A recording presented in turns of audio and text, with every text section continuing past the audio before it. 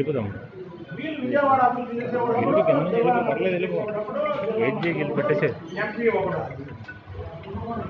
ప్రతిదేశంలో ఏం మాట్లాడుతున్నాడో తెలియని వ్యక్తి ఇవాళ పార్టీ మారి అసలు ఏంటి నా పరిస్థితి ఎలాగైపోయింది. మన నేను ప్రెస్ మీట్ పెడితే అదే తెలుగుదేశం పార్టీలో ఉంటే సెక్టర్లో పెట్టినవాడు ఫ్యాన్ బుస్క్ అని. ఇప్పుడు బుస్క్ అయిపోయాడు. ఇప్పుడు బుస్క్ మాట్లాడితే మొత్తం అన్ని చేస్తాం. అయ్యా చేసిన అని నువ్వు నిజాయితీ పరుడు అంటావు, నువ్వు ఆనిస్ట్ అంటావు, నువ్వు అవినీతి పరుడు కాదు అంటావు.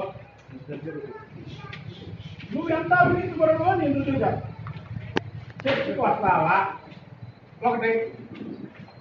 రెండోది నా పేరు ఎత్తకుండా మా మీద చేసే నిందల గురించి చర్చకు వస్తావా, దాని గురించి కూడా తర్వాత నష్టం ఉందమని నీకు. రెండు, నువ్వు 2019లో నీ అఫిడవిట్లో ఏదైతే నువ్వు బ్యాంకుల గురించి నేను ఫలానా బ్యాంకుకి ఇంత, ఫలానా బ్యాంకుకి ఇంత, నా ఆస్తి ఇంత అని వేసావు 2019లో. అదంతా కాపీ ఇస్తాను మీకు. ఒక బ్యాంకులో డబ్బులు అనేది ప్రజాధనం, అది ప్రతి ఒక్కరికి తెలుసు. ప్రజాధనం ప్రజలు ఒక 10 రూపాయల వడ్డీకో 60 పైసల వడ్డీకో బ్యాంకు రాస్తారు.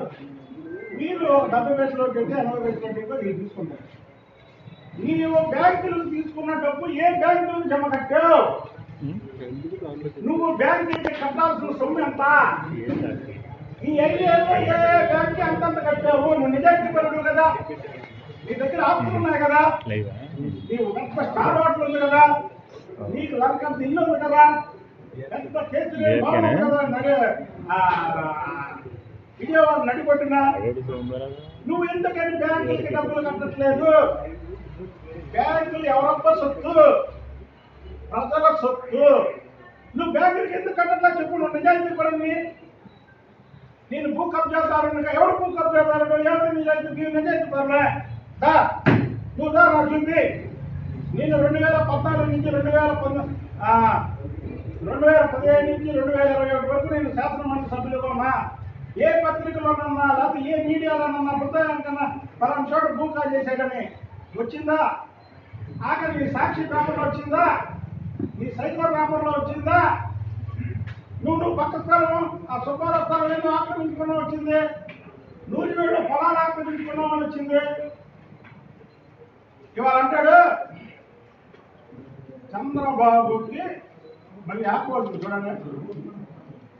ఆ వెంటనే మేమంటే మళ్ళీ ఇప్పుడు చంద్రబాబు గారి కంట రాజధాని ఇక్కడ పెట్టద్దు, రాజధాని అక్కడి నుంచి ఎక్కడి నుంచి నాగార్జున యూనివర్సిటీ నుంచి గన్నవరం దాకా పెట్టమన్నాడు. ఎందుకంటే పెట్టమన్నాడంటే ఎలికేబాడులో ఇంటి స్థలాలు ఉన్నాయి, ఆ స్థలాలు డబల్ రేట్ దొరుకుతావు అని ఈయన స్థలాలు ఉన్న వైపు పెట్టమన్నాడు. అది పెద్ద భూస్కామ్ అంట. ఏది అమరావతి అనేది పెద్ద భూస్కామ్. ఆ అమరావతి దీక్షలు చేస్తున్న సమయంలో అక్కడ మైక్ పట్టుకొని ఎన్నిసార్లు మాట్లాడావు నువ్వు ఇంత ఓపెన్ వెళ్ళి నీ నోటికి వచ్చినట్టు మాట్లాడతావని చంద్రబాబు నాయుడు గారు నేను ఏ కంపెనీ ఇలా ప్రభుత్వానికి సంబంధించినటువంటి 2014 నుంచి 2019 వరకు ప్రభుత్వానికి సంబంధించినటువంటి ఏ కంపెనీలో లేదు. 2019లో 3 ఎంపీలు గెలిస్తే Galla జైజాకి parliamentary party, Telugu Desam party parliamentary party లీడర్గా ఇచ్చాడు, పోలీస్ మీద సభ్యుడిగా ఇచ్చాడు.